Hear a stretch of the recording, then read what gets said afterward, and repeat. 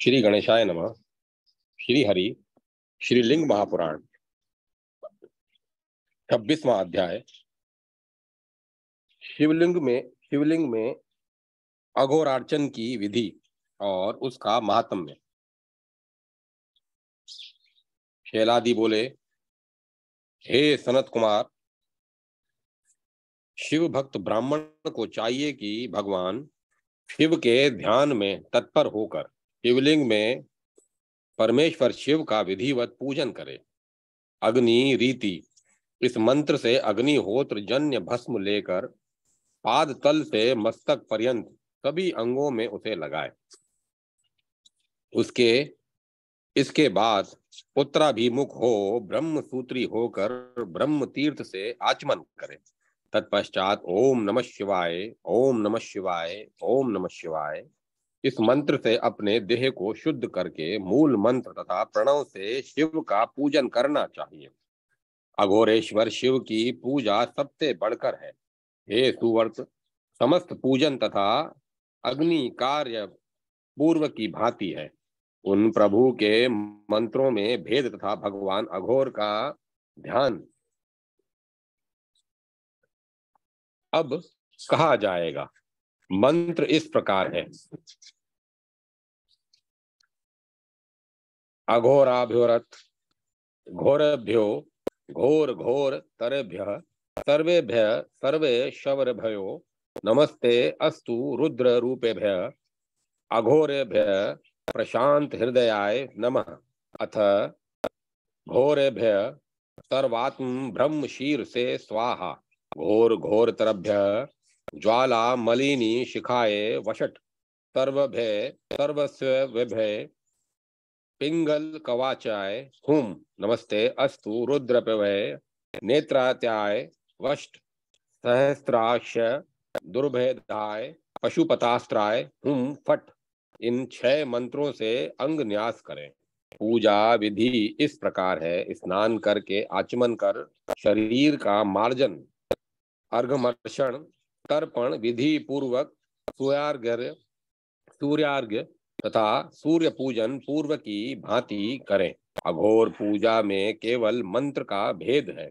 मार्ग शुद्धि, द्वार पूजा तथा वास्तुपति की पूजा करके पूजक को चाहिए कि पवित्र आसन पर बैठ जाए और सर्वप्रथम हाथ शुद्ध करके नासाग्र के पास कर कमल में भस्म स्थापित करके शुभिकाग्नि विरक्ति रूप अग्नि से समस्त विषयों को दग्ध करके उस भस्म को वायु से प्रेरित कर पवित्र जल से उसका शोधन कर ब्रह्म में उस भस्म में शक्ति सहित ब्रह्म कला की भावना करे। अघोर मंत्र को 5 भागों में विभक्त करके उसे पंचाग भस्म विलेपन युक्त करना चाहिए। इस प्रकार ज्ञान युक्त क्रिया का विधान पूर्वक न्यास करके अघोर मूर्ति सहित न्यास करना चाहिए और हृदय में श्रेष्ठ आसन पर विराजमान रूप से ध्यान करके नाभि में अग्नि के मध्य स्थित स्मरण करके भ्रू मध्य में दीप शिखा के आकार वाले प्रभु का चिंतन करना चाहिए। शांति सहित बीज, अंकुर, अनंत तथा धर्म आदि से युक्त सोम, सूर्य तथा अग्नि से संपन्न 3 मूर्तियों से समन्वित वामा आदि 8 शक्तियों से संयुक्त तथा मनोन्मनी से भी अधिष्ठित शिवासन पर अघोर मूर्ति परमेश्वर शिव का इस प्रकार ध्यान करें कि वे आत्ममूर्ति में स्थित हैं, अक्षाकार स्वरूप में है, 38 कलाओं से परिपूर्ण विग्रह वाले हैं, 3 तत्वों से युक्त हैं, 18 भुजाओं से संपन्न है, गज चर्म का उत्तरीय धारण किए हुए हैं, सिंह चर्म को वस्त्र रूप में धारण किए हुए हैं, 32 अक्षरों के रूप में 32 शक्तियों से आवृत हैं, समस्त प्रकार के आभूषणों से अलंकृत हैं, सभी देवता उन्हें नमस्कार कर रहे हैं। वे नर मुंड की माला पहने हुए हैं, सर्पों तथा बिच्छुओं को आभूषण रूप में धारण किए हुए हैं। पूर्ण चंद्र के समान उनका मुखमंडल है। वे सौम्य स्वभाव वाले हैं। करोड़ों चंद्रमा के तुल्य कांति से युक्त मस्तक पर चंद्रकला धारण किए हुए हैं। शक्ति सहित सुशोभित हो रहे हैं। नील वर्ण वाले हैं। उनकी दाहिनी ओर की 8 भुजाओं में खड्ग, खेटक, पाश, रत्न में अंकुश, नागकशा, शरासन युक्त पाशुपतास्त्र, दंड और खड्वांग तथा बाईं ओर की 8 भुजाओं में तंत्री, घंटा, विशाल शूल, दिव्य धमरू, वज्र, गदा, टंक और प्रदीप्त मुदगर है। वे वरण्य परमेश्वर शेष 2 हाथों में वरद और अभय मुद्रा धारण किए हुए हैं। इस प्रकार की भावना करनी चाहिए तथा उनकी पूजा करनी चाहिए और अंत में अग्नि में हवन करना चाहिए। संपूर्ण होम कर्म पूर्ववत होता है, केवल मंत्रों में भेद कहा गया है। अष्ट पुष्पांजलि गंध पुष्प के साथ पूजा, स्तुति, निवेदन तथा कुंड की अंतर्बली होम वह पुराण युक्त विधान से करना चाहिए।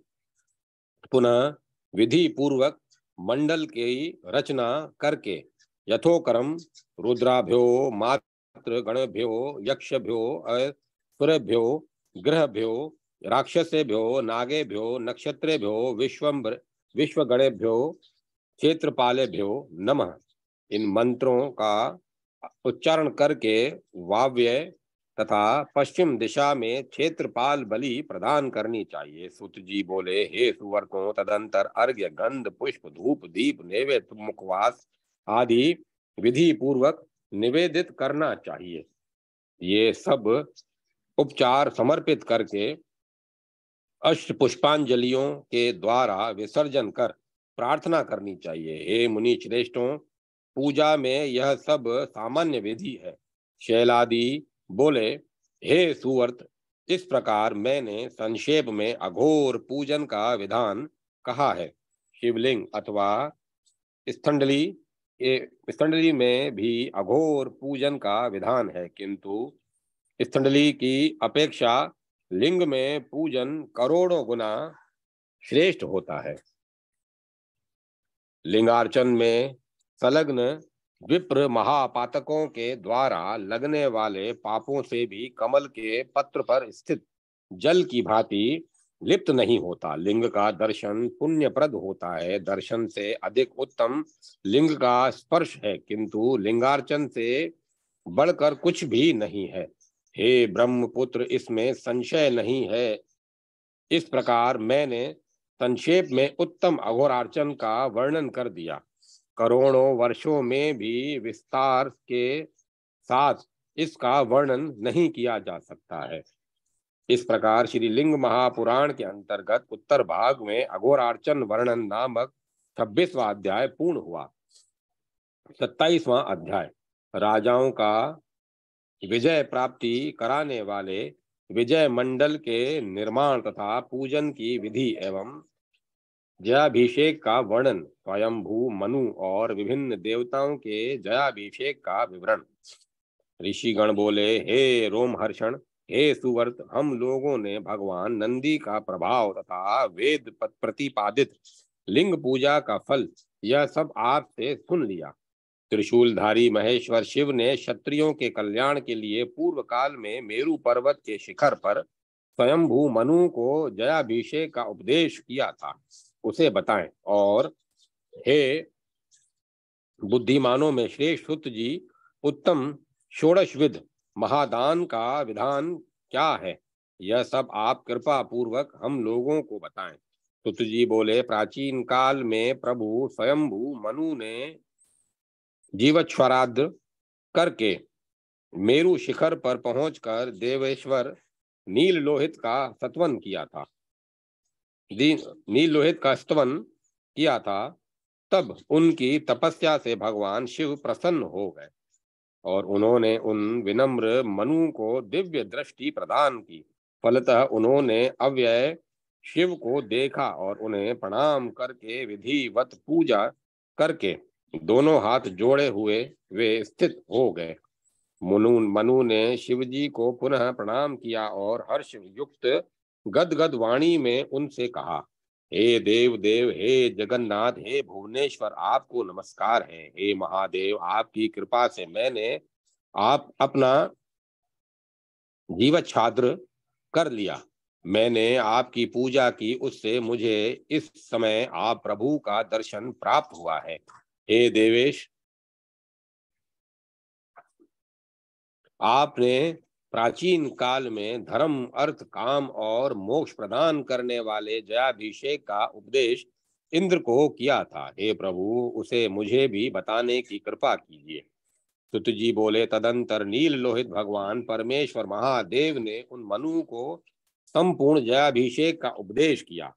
श्री भगवान बोले, राजाओं के हित की कामना से, अकाल मृत्यु से बचने तथा सभी शत्रुओं को जीतने के लिए मैं आपसे जयाभिषेक का वर्णन करूंगा। युद्ध काल उपस्थित होने पर यथाविधि जयाभिषेक करके तथा अपने स्वामी राज सेनाधिपति का अभिषेक करके ही युद्ध करने के लिए रणभूमि में जाना चाहिए। विधि पूर्वक मंडप, पानीयशाला तथा निश्चल स्थान बनाकर वेद के पारगामी विद्वान ब्राह्मण को 9 प्रकार की ब्रही की स्थापना करनी चाहिए। तदंतर संपूर्ण अभिषेक के लिए मंडप में रेखाकरण करना चाहिए। पूर्व से पश्चिम तथा दक्षिण से उत्तर की ओर रंगे हुए सूत से रेखाएं बनाएं, जिससे 2400 कोष्ठ होंगे। सभी शुभ कोष्ठों को बनाकर उनमें से शेष शुभ कोष्ठों को लेकर बाहर वाली पंक्ति में सब ओर से एक एक पद को लें। इसके बाद अंग सूत्र लेकर विधि पूर्वक पृथक प्रागाध तथा दक्षिणाघात दक्षिणाघ रंगा हुआ सूत डालना चाहिए। प्रघाग तथा दक्षिणाघ 36 रेखाएं बनानी चाहिए। पुनः प्रघाग 7 पंक्तियां तथा और दक्षिण घाग 7 पंक्तियां बनाएं। इस प्रकार 49 पंक्तियां कही गई हैं। इसके मध्य भाग में 9 पंक्तियां ग्रहण करनी चाहिए। गंध तथा गोमय युक्त जल से लीप कर उसमें एक हाथ प्रमाण के सुंदर अष्टदलों वाले श्वेत गोलाकार तथा कर्णिका केसर से युक्त कमल की रचना करनी चाहिए। कर्णिका 8 उंगल प्रमाण की तथा स्वर्ण के समान होनी चाहिए। केसर का स्थान 4 उंगुल प्रमाण का बताया गया है। आग्नेय आदि कोणों में प्रणव मंत्र के द्वारा क्रमानुसार धर्म, ज्ञान, वैराग्य तथा ऐश्वर्य की स्थापना करनी चाहिए। साथ ही चारों दिशाओं में अव्यक्त नियत काल और काली को ब्राह पत्राकार रूप में स्थापित करना चाहिए। हे सुवर्त, धर्म, ज्ञान, वैराग्य तथा ऐश्वर्य ये 4 क्रम से श्वेत रक्त स्वर्ण की आभा वाले तथा कृष्ण वर्ण वाले होने चाहिए और गात्र ब्राह पत्र हंसाकार तथा स्वर्ण सदृश होना चाहिए।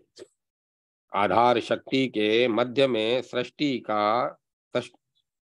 कारण रूप कमल की तथा कला मध्य में बिंदु मात्र नादाकार की कल्पना करें। तत्पश्चात उस नाद के ऊपर ओमकार संज्ञक जगत गुरु शिव का ध्यान करना चाहिए और मनोन्मनी तथा पद्मी की आभा वाले महादेव की भावना करनी चाहिए।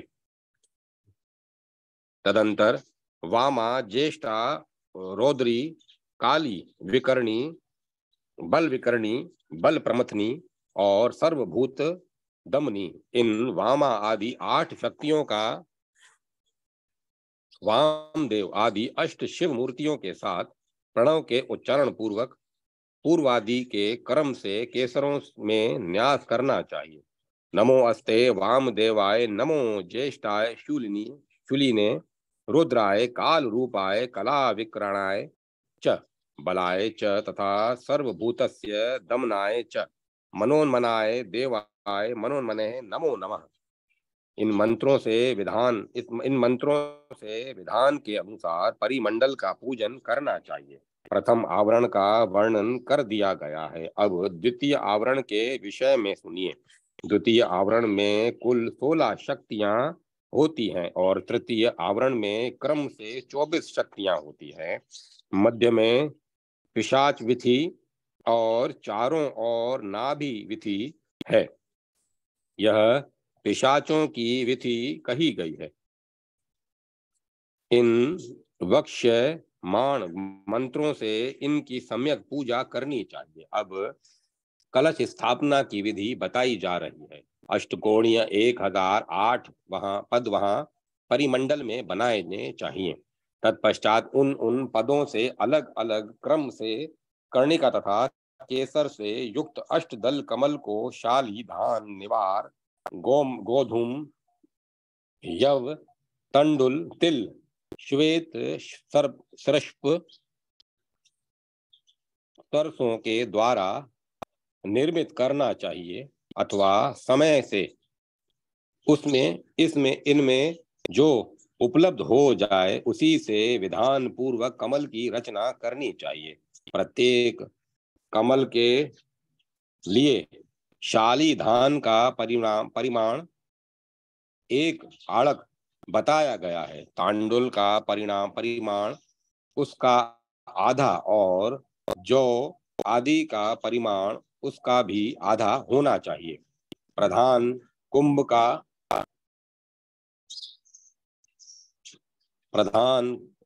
कुंभ का प्रमाण 1 द्रोण होना चाहिए। इसके लिए चावल उसका आधा बताया गया है। तिल का परिमाण 1 आड़क और जौ का परिमाण उसका आधा होना चाहिए। इस प्रकार कमल की रचना करके जल से प्रणव के द्वारा उसका प्रोक्षण कर उन सब में विधि पूर्वक क्रम से प्रणव का न्यास करना चाहिए।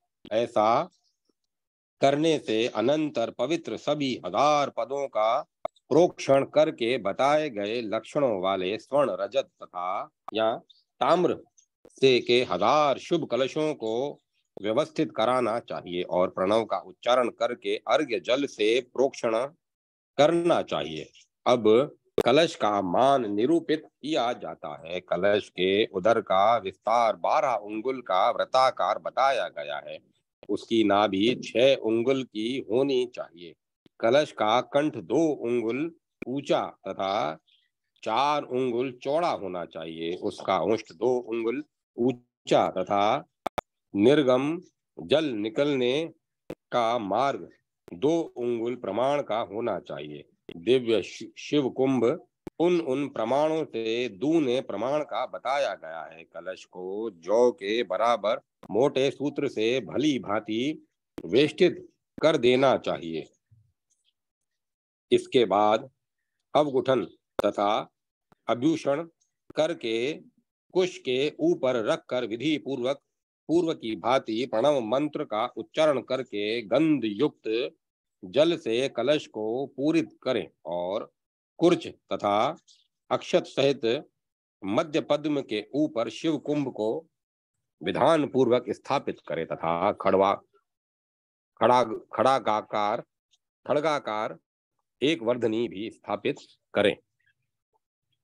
इसके बाद 2 वस्त्रों से उसे वेष्टित करके स्वर्ण रचित तथा अथवा विचित्र रत्नादि से सज्जित कमल द्वारा आच्छादित करें। इसके बाद उन सहस्त्र कलशों को भी पृथक से आवेष्टित एवं आच्छादित करें। शिव कुंभ में शिव गायत्री और प्रणव द्वारा शिव की स्थापना करें। विधे पुरुषाय महादेवाय धीमहि तन्नो रुद्र प्रचोदयात्। विद्महे पुरुषाय महादेवाय धीमहि तन्नो रुद्र प्रचोदयात्। इस मंत्र से सर्वदा रुद्र का सानिध्य बताया गया है।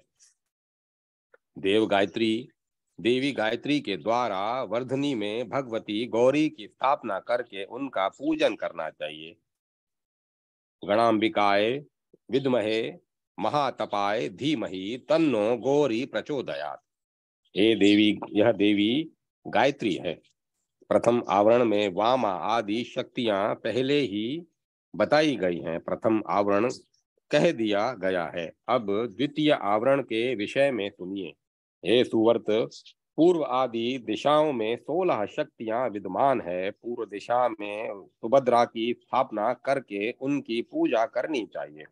अग्नेय चक्र में भद्रा, दक्षिण दिशा में कनकड़ाजा और नेतृत्व कोण में कुंभ के मध्य अंबिका की पूजा करनी चाहिए। पश्चिम दिशा में श्रीदेवी, वायव्य कोण में वागीशा तथा उत्तर दिशा में कुंभ के मध्य गौमुखी का पूजन करना चाहिए। ईशान कोण में भद्रकर्णा की अर्चना करनी चाहिए। पूर्व दिशा और तथा अग्नि कोण के मध्य में मंगलमयी अणिमा की पूजा तथा दक्षिण दिशा और आग्नेय कोण के मध्य कमल की लंघिमा की पूजा करनी चाहिए।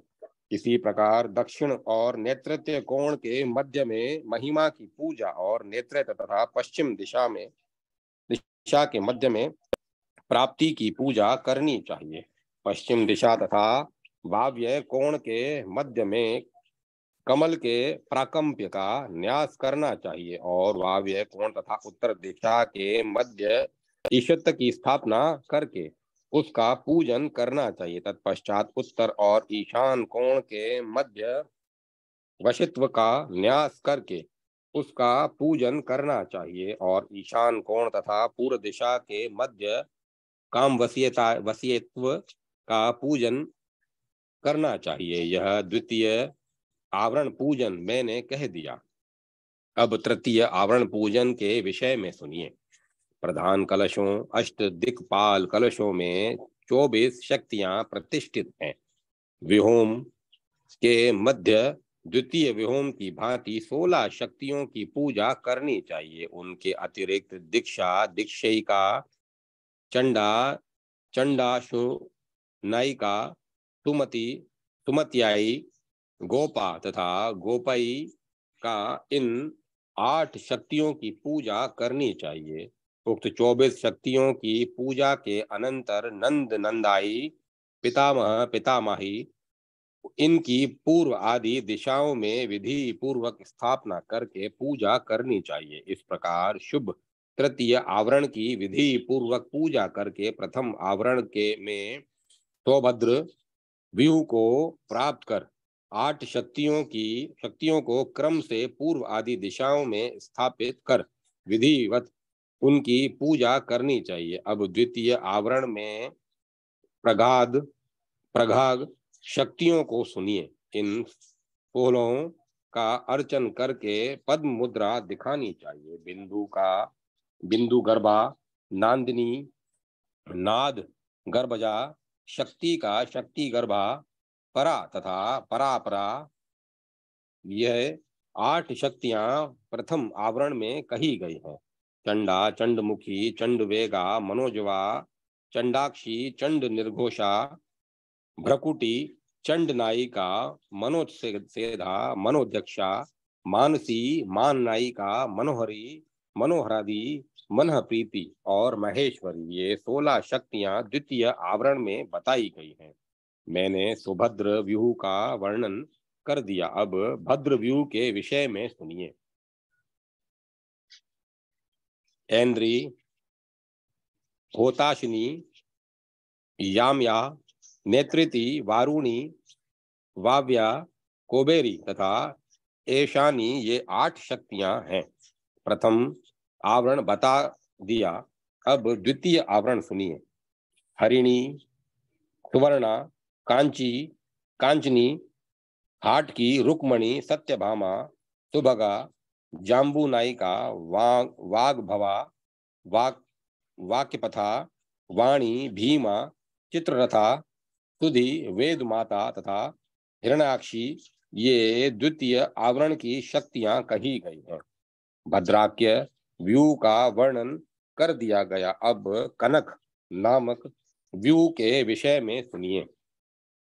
वज्र, शक्ति, दंड, खड़ग, पाश, ध्वज, गदा और त्रिशूल ये क्रमानुसार प्रथम आवरण की आयुध रूप शक्तियां कही गई हैं। योद्धा, प्रबुद्धा, चंडा, मुंडा, कपालिनी, मृत्युहंत्री, विरूपाक्षी, कपर्दा, कमला, आसना, दृष्टनी, रंगणी, लंबाक्षी, कंक भूषणी, संभावा तथा भाविनी ये द्वितीय आवरण की 16 शक्तियां बताई गई हैं। कनक व्यू का वर्णन कर दिया गया। अब अंबिका नामक व्यू के विषय में सुनिए। खेचरी, आत्मनासा, भवानी, विहरूपिणी, वहिनी, वहीनाभा, महिमा और अमृत लालसा ये प्रथम आवरण की 8 सर्वसम्मत शक्तियां कही गई हैं। उसी प्रकार क्षमा, शिखरा देवी, ऋतु, रत्ना, शिला, छाया, भूतपैनी, भूतपनी, धन्या, इंद्र माता, वैष्णवी, तृष्णा, रागवती, मोहा, कामकोपा, महोत्कटा, इंद्रा और भदिरा देवी ये 16 शक्तियां द्वितीय आवरण की कही गई हैं। हे सुवर्त, अंबिका व्यू का वर्णन कर दिया गया। अब श्री व्यू का श्रवण कीजिए। स्पर्शा, स्पर्शावती, स्पर्शवती, गंधा, प्राणा, अपाना, समाना, उदाना और व्याना प्रथम आवरण की ये 8 शक्तियां कही गई हैं। उसी तरह तमोहता, प्रभा, अमोघा, तेजनी, दहिनी, भीमास्या, चालिनी, उषा, शोषणी, रुद्रनायिका, वीरभद्रा, गणाध्यक्षा, चंद्रहासा, ग्रहरा, गणमाता और अंबिका यथा क्रम ये 16 समस्त शक्तियां द्वितीय आवरण की बताई गई हैं। हे सुवर्त, कल्याणकारी श्री व्यू का वर्णन कर दिया। अब वागीश्व व्यू के विषय में सुनिए। धारा, वरीधरा, व्रहिकी, नाशकी, मत्यार्तिता, महामाया, वज्रणी तथा कामधेनु का ये 8 शक्तियां प्रथम आवरण की बताई गई हैं। पशोणी, वारुणी, शांता, वरप्रदायिनी, जयंती, पलाविनी, जल माता, पयो माता, अंबिका, महाअंबिका, रक्ता, कराली, चंडाक्षी, महोक्षमा, पयस्विनी, माया, विघ्नेश्वरी, काली, कालिका क्रम से 16 सर्वसम्मत शक्तियां द्वितीय आवरण की कही गई हैं। वागीश नामक व्यू का वर्णन कर दिया गया। अब गोमुख व्यू बता रहा हूँ। शंकिनी, हालिनी, लंकावर्णा, कल्किनी, यक्षिणी, मालिनी, यमनी, वसात्मनी ये 8 शक्तियां प्रथम आवरण में कही गई हैं। चंडा, घंटा, महानादा, सुमुखी, दुर्मुखी, बला, रेवती, प्रमथा, घोरा, सौम्या, लीना, महाबला, जया, विजया, अजीता और अपराजिता ये 16 शक्तियां द्वितीय आवरण में कही गई हैं। गोमुख व्यू का वर्णन कर दिया गया। अब भद्रकर्णी व्यू के विषय में सुनिए। महाजया, विरूपाक्षी, शुक्लाभा, आकाशवर्ता का, संहारी, जातहारी, दृष्टाली और शुक्रेवती ये प्रथम आवरण की 8 शक्तियां बताई गई हैं। पिपलिका, पुण्यहारी, अश्विनी, अश्विनी, सर्वहारिणी, भद्राह, विश्वहारी, हिमा, योगेश्वरी, छिद्रा, भानुमती, छिद्रा, सिंहिकी, शुरभि, समा, सर्वभया तथा वेगा द्वितीय आवरण की ये 16 शक्तियां हैं। ये 8 महाव्यूह का वर्णन किया गया। अब 8 उपव्यूहों को सुनिए। अणिमा व्यू को अवेष्टित करके प्रथम आवरण में क्रम से ऐन्द्रा, चित्रभानु, वारुणी, दंडी, प्राण रूपी हंस, स्वात्म शक्ति और पितामह, ये शक्तियां हैं। प्रथम आवरण बता दिया गया। अब द्वितीय आवरण सुनिए। केशव, भगवान रुद्र, चंद्रमा, भास्कर, महात्मा, आत्मा, अंतरात्मा, महेश्वर, परमात्मा, सूक्ष्म जीव, पिंगल, पुरुष, पशु, भोक्ता, भूतपति तथा भीम, ये शक्तियां द्वितीय आवरण में कही गई हैं। अणिमा व्यू कह दिया गया। अब लघिमा नामक व्यू का वर्णन आपसे करता हूँ। श्रीकंठ, अंत, सूक्ष्म, त्रिमूर्ति, शशक, अमरेश, स्थितिश और आठवां दारत, ये 8 शक्तियां हैं। प्रथम आवरण कह दिया गया। अब द्वितीय आवरण सुनिए। स्थाणु, हर, दंडेश, सुरश्रेष्ठ, भोतिश, अघो सघोजात, अनुग्रहेश, कुरेशन, सुरेश्वर, क्रोधीश, चंड, प्रचंड, शिव, एक रुद्र, क्रुम, एक नेत्र तथा चतुर्मुख। द्वितीय आवरण में ये ही 16 रुद्र बताए गए हैं। हे सुवर्त, लघिमा व्यू का वर्णन कर दिया गया। अब महिमा व्यू का श्रवण कीजिए। अजेश, केम, रुद्र, सोम, अंश, लांगली, दंडारु, अर्धनारी, एकांत, अंत, भुजंग नामक, पाली, पेनाकी, खडगी, काम, ईश, श्वेत तथा भृगु, ये 16 कहे गए हैं। यह महिमा व्यू कह दिया गया। अब मुझसे प्राप्ति व्यू का श्रवण कीजिए। संवर्त, लकुशी, लकुलिश, वाणव, हस्ती, चंडेश, गणपति, महात्मा और 8वां भृगुज, ये 8 प्रथम आवरण के देवता हैं। प्रथम आवरण कह दिया गया। अब द्वितीय आवरण को सुनिए। त्रिविक्रम, महाजीव, यक्ष, श्रीभद्र, महादेव, दधीच, कुमार, परावर,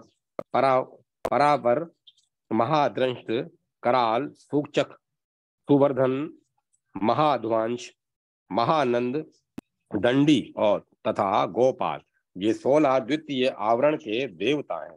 ये सुवर्त, प्राप्ति व्यू बता दिया गया। प्राकंप्य व्यू का श्रवण कीजिए। पुष्पदंत, महानाग, विपुलांद नंदकारक, विपुला नंदकारक, शुक्ल, विशाल, कमल, बिल्व तथा अरुण, ये 8 तथा प्रथम आवरण के देवता हैं। प्रथम आवरण का वर्णन कह दिया गया। अब द्वितीय आवरण सुनिए। रति प्रिय, सुरेशान, चित्रांग, शूद्रजय, विनायक, क्षेत्रपाल, महामोह, जंगल, वत्सपुत्र, महापुत्र, ग्राम देशाधिप, सर्वावस्थाधिप, देव, मेघनाद, प्रचंडक तथा काल दूत, ये 16 देवता कहे गए हैं। इसे द्वितीय आवरण कहा गया है। प्राकंप्य व्यू का वर्णन इस प्रकार प्रकरण व्यू का वर्णन कर दिया गया। अब आपको ऐश्वर्य व्यू बता रहा हूँ। मंगला, चर्चिका, योगेशा, हरदयिका, भासुरा, सुरमाता, सुंदरी तथा 8वीं मातृका, ये 8 शक्तियां प्रथम आवरण में कही गई। अब द्वितीय आवरण सुनिए। गणाधिप, मंत्रज्ञ, वरदेव, षडानन, विदग्ध, विचित्र, अमोघ, मोघ, अश्वी, रुद्र, सोमेश, उत्तमोधुम्बर, नारसिंह, विजयी, इंद्रगुहु, प्रभु तथा अपाम्पति, इस प्रकार इससे द्वितीय आवरण कहा गया। ऐश्वर्य व्यू कह दिया गया। अब वशित्व व्यू बताया जा रहा है। गगन, भवन, विजय, अजय, महाजय, अंगार, व्यंगार तथा महायश, ये प्रथम आवरण के देवता बताए गए हैं। अब द्वितीय आवरण सुनिए। सुंदर, गणेश, महावर्ण, महासुर, महारोमा, महागर्भ, प्रथम, कनक, खरज, गरुड़, मेघनाद, गर्जक, गज, छेदक बाहु, त्रिशिख तथा मारी, ये 16 देवता द्वितीय आवरण के हैं। वशित्व व्यू का वर्णन कर दिया गया। अब कामावसित्य व्यू का श्रवण कीजिए। विनाद, विकट, वसंत, अभय, विद्युत, महाबल, कमल तथा दमन, ये 8 देवता प्रथम आवरण के हैं। प्रथम आवरण बता दिया, अब द्वितीय आवरण सुनिए।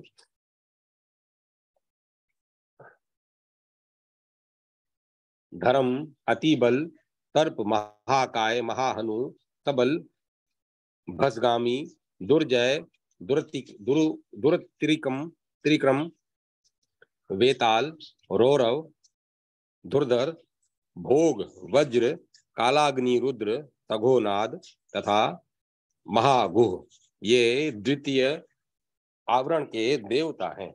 द्वितीय आवरण कह दिया गया, आवासिक व्यूह का वर्णन कर दिया गया। इस प्रकार 16 व्यूह वाले आवरण के विषय में बता दिया गया। अब दूसरे आवरण का श्रवण कीजिए। दूसरे आवरण में दक्ष व्यूह प्रथम है, जिसके पहले आवरण में 8 शक्तियां हैं और ब्रह आवरण में 16 शक्तियां हैं। मनोहरा, महानादा, चित्रा, चित्ररथा, रोहिणी, चित्रांगी, चित्ररेखा तथा विचित्रिका, ये 8 शक्तियां प्रथम आवरण में कही गई हैं। अब दूसरा आवरण सुनिए। चित्रा, विचित्र रूपा, सुबदा, कामदा, शुभा, क्रूरा, पिंगला, देवी, खड़गी का, लंबिका, सती, दृष्ट कराली, राक्षसी, भवंती, लोलुपा और लोहिता मुखी। द्वितीय आवरण में ये 16 शक्तियां बताई गई हैं। दक्ष व्यू संक्षेप में बता दिया गया। अब मुझसे दक्ष व्यू का श्रवण कीजिए। सर्वासती, विश्वरूपा, लंपटा, आमिषप्रिया, दीर्घदृष्टा, वज्रा, लंबोष्टी तथा प्राणहारिणी, ये दक्ष व्यू के प्रथम आवरण की शक्तियां हैं। प्रथम आवरण कह दिया गया। अब द्वितीय आवरण सुनिए। गज, कर्णा, अश्वकर्णा, महाकाली, सुभिक्षणा, वात वेगरवा, घोरा, घना, घनरवा, वरघोषा, महावर्णा, सुघंटा, घंटिका, घंटेश्वरी, महाघोरा, घोरा तथा अति घोरा घोरिका। द्वितीय आवरण में ये 16 शक्तियां बताई गई हैं। दाक्ष व्यू का वर्णन कर दिया गया। अब मुझसे चंड व्यू सुनिए। अति घंटा, अति घोरा, कराला, करभा, विभूति, भोगदा, कांति तथा 8वीं शंखनी, ये प्रथम आवरण की शक्तियां कही गई हैं। अब द्वितीय आवरण सुनिए। पत्रिणी, गांधारी, योग माता, सुपीवरा, रक्ता, मालांशुका, वीरा, संहारी, मांसहारिणी, फलहारी, जीवहारी, स्वेच्छाहारी, तुंडिका, रेवती, रंगिणी तथा संगा, ये 16 शक्तियां द्वितीय आवरण में कही गई हैं। चंडव्यूह कह दिया गया। अब चंडव्यूह बताया, चंडव्यूह कह दिया गया। अब चंडव्यूह बताया जाता है। चंडी, चंडमुखी, चंडा, चंडवेगा, महारवा, भ्रकुटी, चंडभू तथा 8वीं शक्ति चंड रूपा बताई गई है। प्रथम आवरण कह दिया गया। अब द्वितीय आवरण सुनिए। चंद्र, घृणा, बला, बलजीवा, बलेश्वरी, बलवेगा, महाकाया, महाकोपा, विद्युता, कंकाली, कलशी, विद्युता, चंड घोषिका, महाघोषा, चंडभा, अनग, चंडिका, ये 16 शक्तियां द्वितीय आवरण में कही गई है। चंडव्यूह का आवरण वर्णन मैंने कर दिया। अब हर व्यू के विषय में मुझसे सुनिए। चंडाक्षी, कामदा, देवी, सुकरी, कुकटानना, गांधारी, दुंदुबी, दुर्गा और 8वीं शक्ति सौमित्रा कही गई है। प्रथम आवरण बता दिया गया।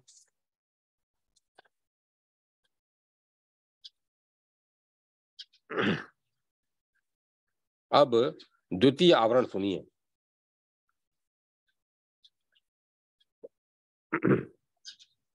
मृतोद्भवा, महालक्ष्मी, वरदा, जीवरक्षिणी, हरिणी, क्षीण जीवा, दंतवक्त्रा, चतुर्भुजा, व्योमचारी, व्योम रूपा, व्योम व्यापी, शुभोदया, ग्रहचारी, सुचारी, विषाहारी और वेषणिता, ये 16 शक्तियां द्वितीय आवरण में बताई गई हैं। हर व्यू का वर्णन कर दिया गया। अब हरा व्यू बताया जा रहा है। जम्बा, अच्युता, कंकारी, देविका, धुरधरा, वहां चंडिका तथा चपला, ये 8 शक्तियां प्रथम आवरण में कही गई हैं। चंडिका, चामरी, भंडिका, शुभानना, पिंडिका, मुंडनी, मुंडा, शाकनी, शांकरी, कर्तरी, भर्तरी, भागिनी, यज्ञदायिनी, यम दृष्टा, महादृष्टा तथा कराला, ये द्वितीय आवरण की 16 शक्तियां हैं। हरा व्यू कह दिया गया। अब षोड़व्यू मुझसे सुनिए। विकराली, कराली, कालजंगा, यशस्विनी, वेगा, वेगवती, यज्ञा तथा 8वीं शक्ति वेदांगा बताई गई है।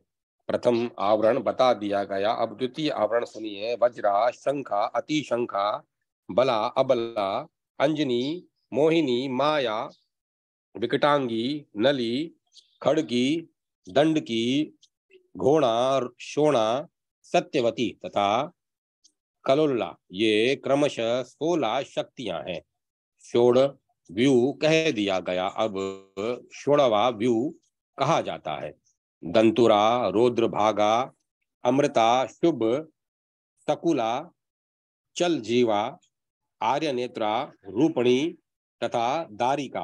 प्रथम आवरण में ये 8 शक्तियां हैं।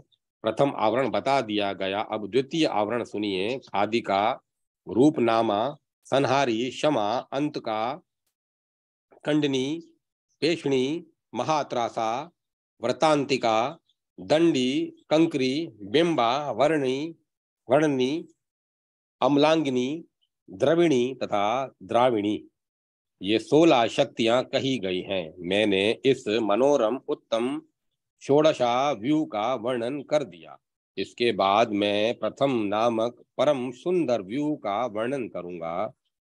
पलविनी, पलाविनी, शोभा, गंधा, मतोत्कटा, मंदा, आश्यपा तथा महादेवी, ये पहले आवरण की शक्तियां कह दी गई। देवी, काम संपदनी, अति रूपा, मनोहरा, महावशा, मदग्रहा, वेहला, मदवेहला, अरुणा, शोषणा, दिव्या, रेवती, मंडनायिका, स्तंभिनी, घोर रक्ताक्षी, स्मरा रूपा तथा सुघोषणा, ये दूसरे आवरण की शक्तियां कही गई हैं। हे स्वयंभू, प्रथम व्यू का वर्णन कर दिया। अब मैं प्रथमा व्यू का वर्णन करूंगा, उसे मुझसे सुनिए। घोरा, घोरतरा, अघोरा, अति घोरा, अग्नायिका, धावनी, क्रुष्टका और 8वीं मुंडा, ये पहले आवरण की शक्तियां कही गई हैं। पहला आवरण कह दिया गया। अब दूसरा आवरण सुनिए। भीमा, भीमतरा, अभीमा, उत्तम, सुवर्तुला, स्तंभिनी, रोदनी, रौद्रा, रुद्रवती, अचलाचला, महाबला, महाशांति, शाला, शांता, शिवा शिवा, भरत कक्षा, महानासा, दूसरे आवरण की ये 16 शक्तियां कही गई हैं। प्रथमा व्यू का वर्णन कर दिया गया। अब मनमथ व्यू कहा जाता है। तालकर्णी, बाला, कल्याणी, कपिला, शिवा, इष्टि, तुष्टि तथा प्रतिज्ञा, ये 16 ये पहले आवरण की शक्तियां कही गई हैं। ख्याति, पुष्टिकारी, तुष्टि, जला, श्रुति, धुति, कामदा, सुबदा, सौम्या, तेजनी, कामतंत्रिका, धर्मा, धर्मवशा, शीला, पापहा तथा धर्मवर्धनी, ये 16 शक्तियां दूसरे आवरण की हैं। मनमथ व्यू कह दिया गया। अब मनमथा व्यू को मुझसे सुनिए। धर्म रक्षा विधाना धर्मा धर्मवती सुमति दुर्मति मेधा तथा आठवीं शक्ति विमला कही गई है। पहला आवरण बता दिया गया, अब दूसरा आवरण सुनिए। शुद्धि बुद्धि धुति कांति वर्तुला मोहवर्धनी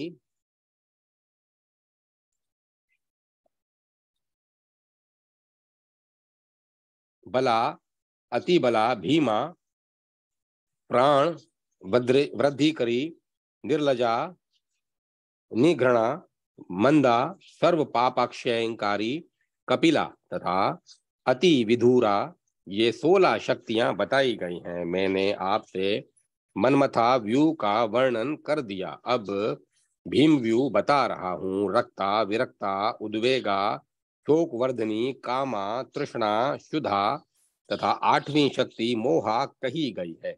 यह पहला आवरण कह दिया, अब दूसरा आवरण सुनिए। जया निंद्रा भाया आलस्या जल तृष्णोधारी दरा कृष्णा कृष्णांगनी वृद्धा शुद्धो शुद्धोष्टिशयनी वृक्षा कामना शोभिनी दग्धा दुग्धा तथा सुखदावली, ये 16 शक्तियां कही गई। भीम व्यू का वर्णन कर दिया गया, अब मीमाई व्यू बताया जाता है। आनंदा सुनंदा महानंदा शुंभकरी वितरागा महोत्साहा जितरागा तथा मनोरथा, ये 8 शक्तियां प्रथम आवरण की हैं। प्रथम आवरण बता दिया गया, अब द्वितीय आवरण सुनिए।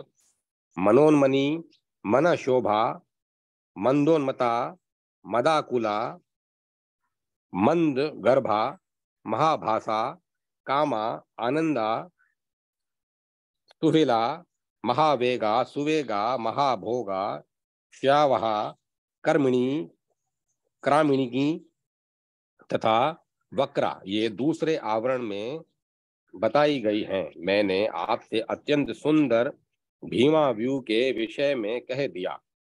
हे स्वयंभू, अब मैं मनोहर शकुन व्यू बताता हूँ। योगा वेगा सुवेगा अतिवेगा देवी सुवासिनी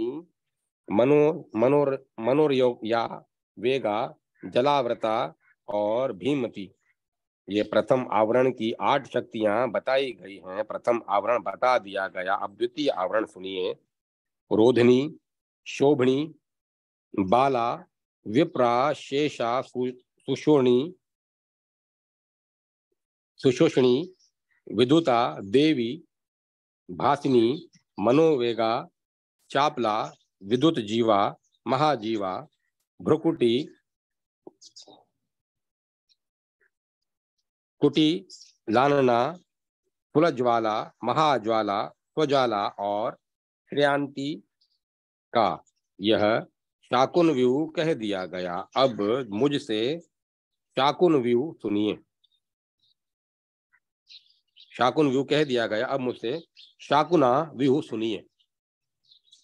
ज्वालिनी भस्मांगी भस्मतांगा तथा भाविनी प्रजा विद्या तथा आठवीं शक्ति ख्याति बताई गई है। पहला आवरण बता दिया गया, अब दूसरा आवरण सुनिए। उल्लेखा पताका भोगा भोगवती खगा भोग भोगवर्ता योगा भोग व्याख्या भोग पाराग रिद्धि बुद्धि धृति कांति स्मृति श्रुति और घरा, ये 16 शक्तियां कही गई हैं। कामनाओं को पूर्ण करने वाला यह महान शकुना व्यू कह दिया गया। हे स्वयंभू, अब सुमति नामक अति सुंदर व्यू को सुनिए। इसके प्रथम आवरण में ये 8 शक्तियां हैं। परेष्टा परादृष्टा अमृता फलनाशिनी हिरण्याक्षी स्वर्णाक्षी देवी कपिंजला तथा कामरेखा, पहला आवरण बता दिया गया। अब दूसरा आवरण सुनिए। रत्न द्वीपा सुद्वीपा रत्नदा रत्नमालिनी रत्न शोभा, सुशोभा, महाशोभा, महाधुति, शांबरी, बंधुरा, ग्रंथि, पादकर्णा, करानना, हैग्रीवा, जीवा और सर्वभाषा, ये 16 शक्तियां हैं। सुमति व्यू कह दिया गया। अब सुमत्य व्यू बताया जाता है। सर्वाक्षी, महाभक्षा, महाद्रष्टा, अतिरोरव, विस्फुलिंगा, विलिंगा, कृतांता तथा भास्करानना, ये पहले आवरण की 8 शक्तियां हैं। प्रथम आवरण बता दिया गया। अब दूसरा आवरण सुनिए। रागा, रंगवती, श्रेष्ठा, महाक्रोधा, रोरवा, क्रोधनी, वसनी, कलहला, महाबला, कलंतीत का, चतुर्भेदा, दुर्गा, दुर्गमानिनी, नाली, सुनाली तथा सौम्या। इस प्रकार मैंने यह दूसरा आवरण कह दिया। हे स्वयंभू, अब मैं गोप व्यू बता रहा हूँ, आप वह सब सुनिए। पाटली, पाटवी, पाटी, विटी, पिटा, कंकटा, सुपटा, प्रगटा तथा घटोद्भवा। प्रथम आवरण में ये 8 शक्तियां हैं। मैंने पहला आवरण बता दिया। नदाक्षी, नाद रूपा, सर्वकारी, गमा, अगमा, अनुचारी, सुचारी, चंडनाड़ी, सुवाहिनी, सुयोगा, वियोगा, हंसा, विलासिनी, सर्वगा, सुविचारा तथा वंचनी, ये शक्तियां दूसरे आवरण की हैं। है गोप व्यू बता दिया गया। अब गोपाई व्यू का वर्णन किया जाता है। भेदनी, छेदनी, सर्वकारी, सुधाशयनी, उच्छुष्मा, गांधारी, भस्माक्षी तथा वड़वानल, ये पहले आवरण की 8 शक्तियां हैं। प्रथम आवरण बता दिया गया। अब द्वितीय आवरण सुनिए। अनंधा, भ्रायसिनी, बाला, दीपशमा, क्षमा, दीपशमा, अक्षा, त्रयक्षा, हलेलखा, हृदय गता, माइका, परा, अम्या, साधनी, ढिल्ली, सहा सहा, सरस्वती, रुद्र शक्ति, महाशक्ति, महामोहा और गौ नदी। गोपाई व्यू के विषय में बता दिया गया। अब आपको नंद व्यू बता रहा हूँ। नंदिनी, निवृत्ति, प्रतिष्ठा, विद्या, नासा, खर्गसिनी, चामुंडा तथा प्रियदर्शनी, ये पहले आवरण की शक्तियां हैं। पहला आवरण कह दिया गया। अब दूसरा आवरण सुनिए। गृह, नारायणी, मोहा, प्रजा देवी, चक्रिणी, कंकटा, काली, शिवा, आघा, उषा, विरामा, वागीशी, वाहिनी, भीषणी, सुगमा तथा निर्दिष्टा, ये 16 शक्तियां पहले आवरण में कही गई हैं। मैंने नंद व्यू बता दिया। अब नंदा व्यू बताता हूँ। विनाई की, पूर्णिमा, रंकारी, कुंडली, इच्छा, कपालिनी, द्विपनी तथा जयंती का, ये 8 शक्तियां प्रथम आवरण में बताई गई हैं। पहला आवरण बता दिया गया। अब दूसरा आवरण सुनिए। पावनी, अंबिका, सर्वात्मा, पूतना, छगली, मोदनी, देवी, लंबोदरी, संहारी, कालिनी, कुसुमा, शुक्रा, तारा, ज्ञाना, क्रिया, गायत्री तथा सावित्री, ये क्रम से 16 देवियां हैं। इसे नंदा व्यू का द्वितीय आवरण कहा गया है। नंदा व्यू कह दिया। अब इसके बाद पितामह व्यू बताता हूँ। नंदनी, पेतकारी, क्रोधा, हंसा, षडंगुला, आनंदा, वसु, दुर्गा तथा संहारा, मृता, 8वीं शक्ति बताई गई है। अब प्रथम आवरण कह दिया गया। अब दूसरा आवरण सुनिए। कुलांतिका, अनला, प्रचंडा, मर्दनी, सर्वभूतातया, भूता भया, दया, वड़वामुखी, लंपटा, पनंगा, देवी, कुसुमा, विपुलांतका, केदारा, क्रुमा, दुरिदा, मंद्रोदरी, खड़ग चक्रा, यह द्वितीय आवरण सम्यक रूप से कहा गया है। धर्म, अर्थ, काम तथा मोक्ष प्रदान करने वाले पितामह व्यू का वर्णन कह दिया। अब मैं पितामह व्यू बता रहा हूँ, इससे मुझसे सुनिए। वज्रा, नंदा, शावा, राविका, रिपु भेदनी, रूपा, चतुर्था तथा योगा, ये शक्तियां प्रथम आवरण में बताई गई हैं। भूतानादा, महाबला, खरपरा, भस्मा, कांता, वृष्टि, द्विभुजा, ब्रह्म रूपिणी, सुवेहा, केकारिका, जाता, कर्ममोटी, महामोहा, महामाया, पुष्पमाला, धारण करने वाली, गांधारी, शब्दापी, महाघोषा, ये 16 शक्तियां दूसरे आवरण में बताई गई हैं।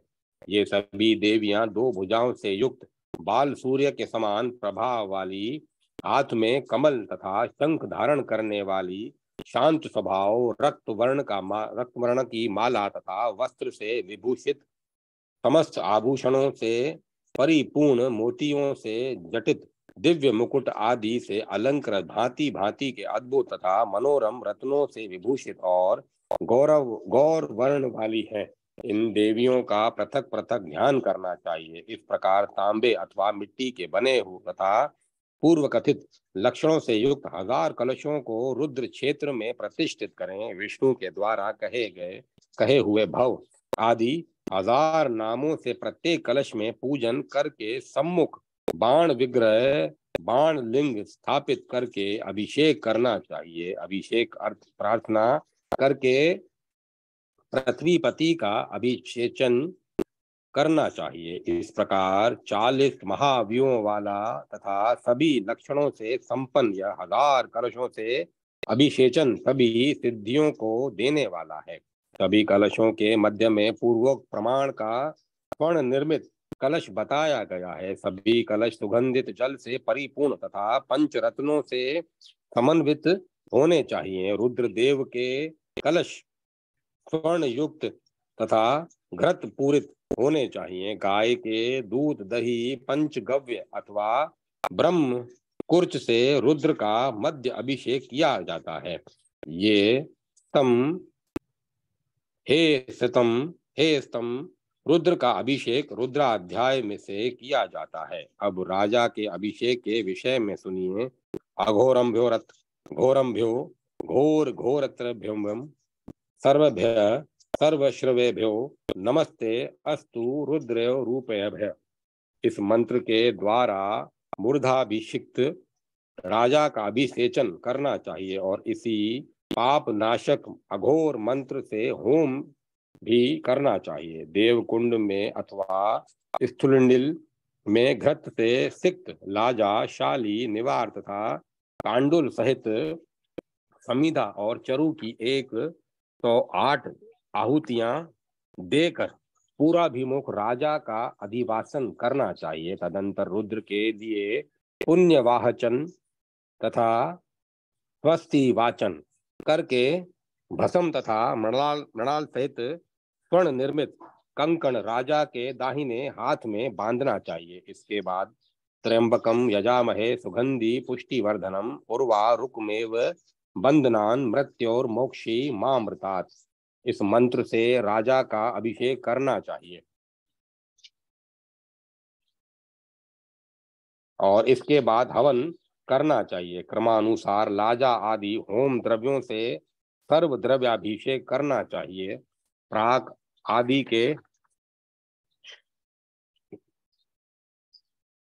आदि के क्रम से पंच ब्रह्म मंत्रों के द्वारा सभी द्रव्यों से हवन करना बताया गया है। तत्पुरुषाय विद्महे महादेवाय धीमहि तन्नो रुद्र प्रचोदयात्।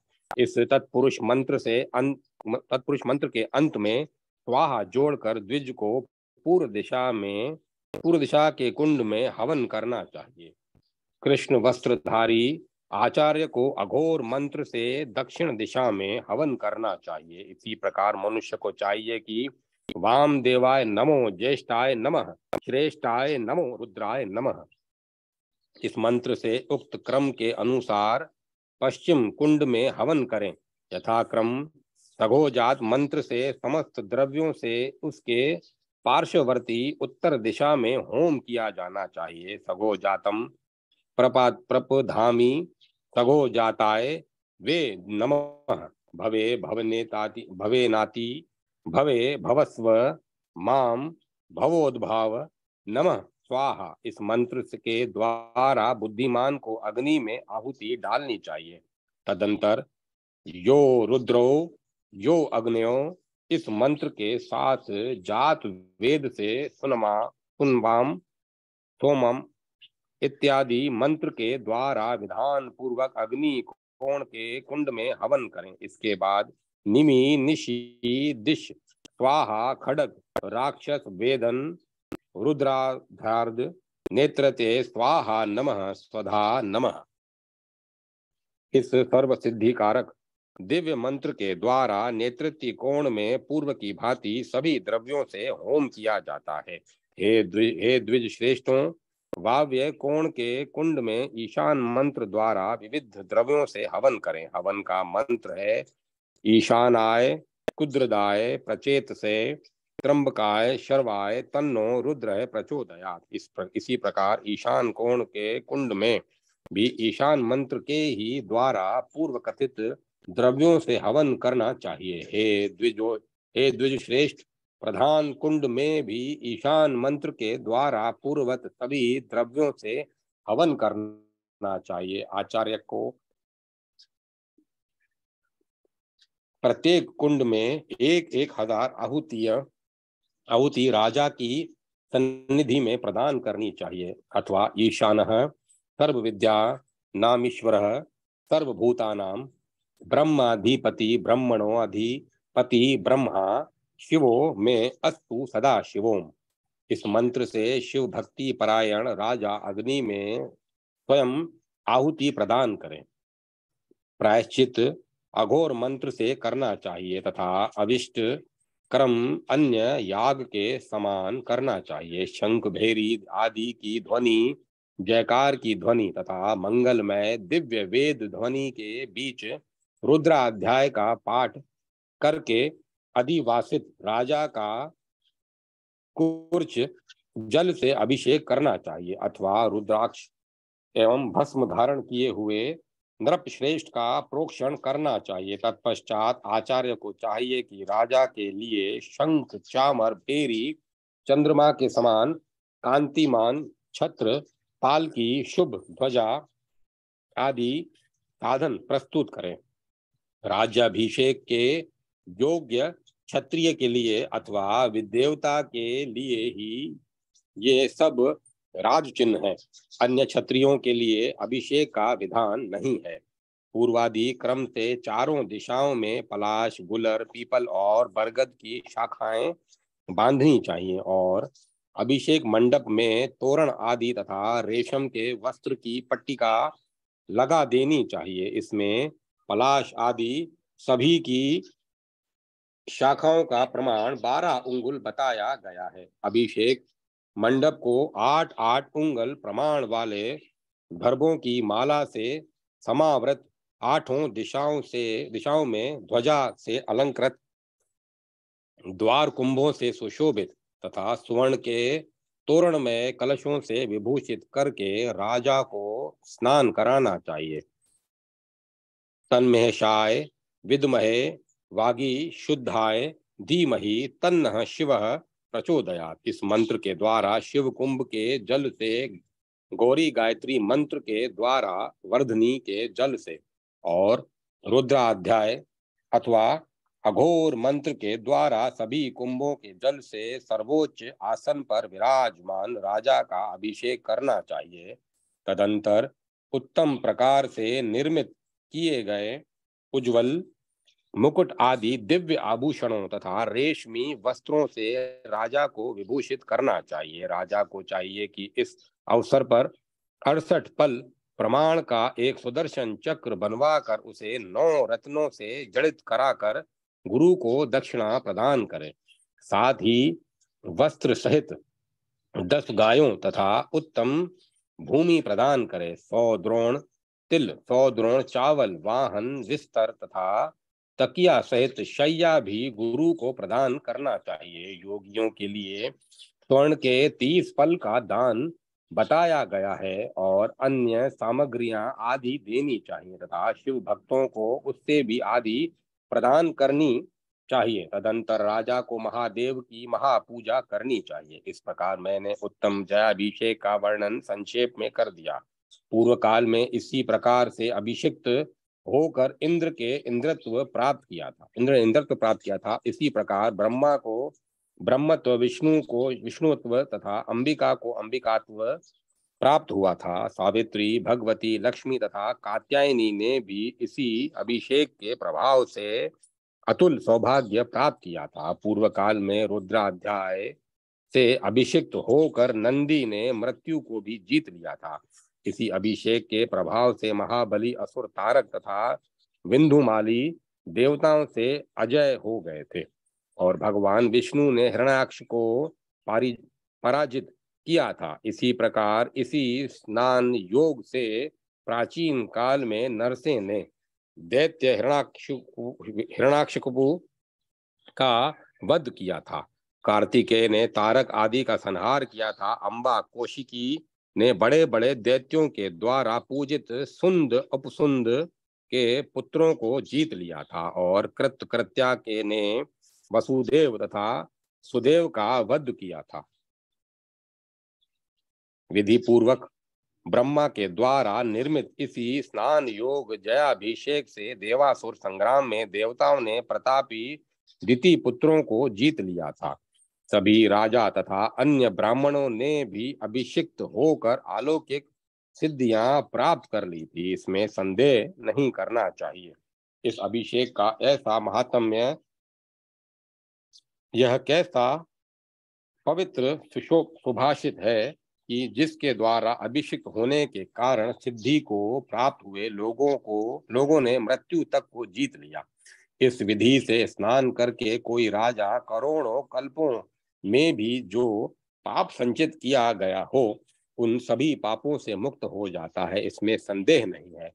श्रेय, कुष्ठ आदि व्याधियों से राजा छुटकारा पा जाता है। यह विजयी होकर सदा पुत्र पौत्र आदि से संपन्न रहता है, प्रजाजनों के अनुराग से युक्त रहता है, जिस दूसरे इंद्र की भांति सुशोभित होता है तथा पापहीन रहते हुए अपनी धर्मनिष्ठ पत्नी के साथ आनंद प्राप्त करता है।